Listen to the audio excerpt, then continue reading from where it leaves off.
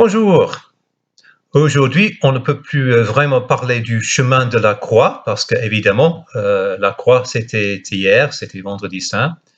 Mais ce matin, je veux quand même continuer un peu l'histoire en parlant du tombeau. Et je sais que strictement, Jésus été mis au tombeau tard le vendredi après-midi. Mais le samedi de Pâques, c'est un peu quand même le moment où Jésus est dans nos réflexions, dans nos souvenirs, dans le tombeau. Je vais vous lire le passage en Matthieu 27, 57 à 61. Le soir venu, arriva un homme riche appelé Joseph, originaire de la ville d'Arimathée. Lui aussi était un disciple de Jésus. Il alla demander à Pilate le corps de Jésus. Alors Pilate donna l'ordre de le lui remettre.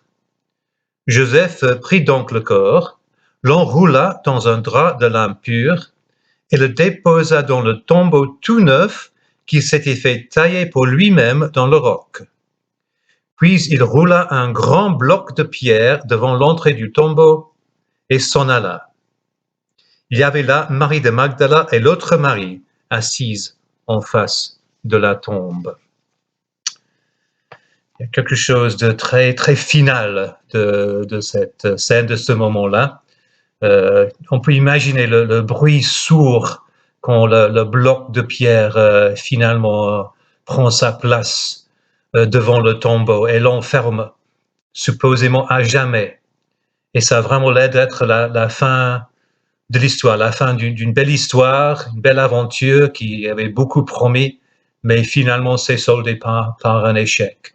C'est comme s'il y avait, comme dans le passé, à la fin d'un film, on affichait fin sur l'écran pour montrer que c'était la fin du film. Là, c'est comme si le mot fin était affiché sur tout ce qui avait été promis, espéré de ce Jésus qui avait tellement suscité des espoirs, des envies de le suivre. Toute cette excitation, je peux dire, tous ces espoirs soldés par un échec et remplacés par la déception et le désespoir. Ou pas. Parce que nous connaissons la fin. Alors, on n'est pas encore là.